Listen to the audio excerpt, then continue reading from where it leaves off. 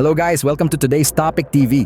Ingat po tayo mga kababayan sa palit pera modus lalo na sa panahon ngayon dahil hindi sila tumitigil sa pangmomodus hanggat may naloloko. Sa video ay makikita ang beking ito na nag-aantay ibalik ang 1,000 sa kanya dahil nagbigay na nga siya ulit ng eksaktong bayad para sa kanyang binili. At pagkabigay sa kanya ng 1,000 sa isang iglap ay agad niya itong pinalitan ng 100.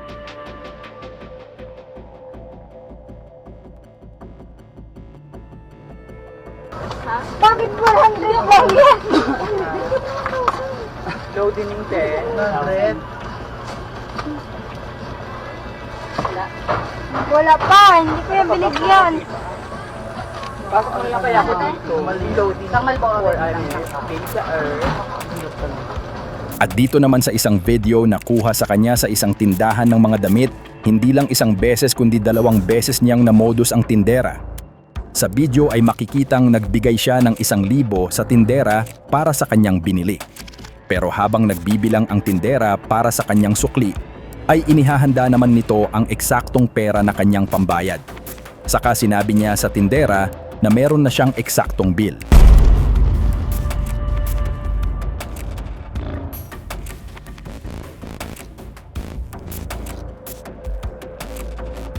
Kaya ibinalik ng tindera ang 1,000 sa kanya, subalit lingid sa kaalaman ng tindera, agad niya itong pinalitan ng 100 at dahil wala sa focus ang tindera, ay kaagad naman niya itong binigyan ulit ng isa pang 1,000.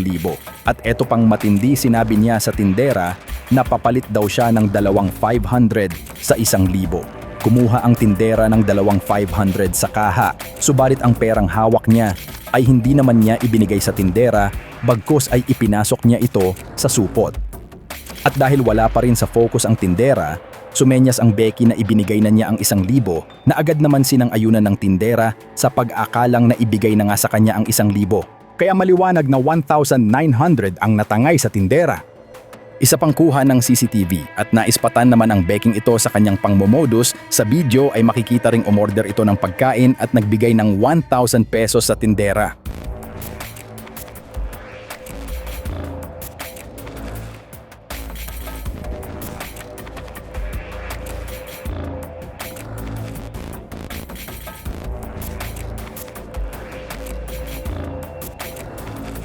Subalit noong susuklian na siya ay biglang naglabas ito ng eksaktong bill.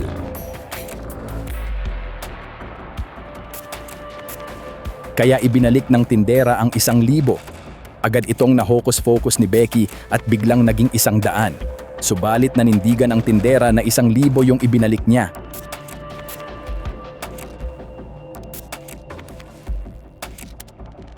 At ang Becky naman tila sinusubukan pa niya kung bibigay ba ito, subalit ang tindera ay nanatili sa kanyang paninindigan at pagiging alerto, kaya ang Becky umalis na lamang.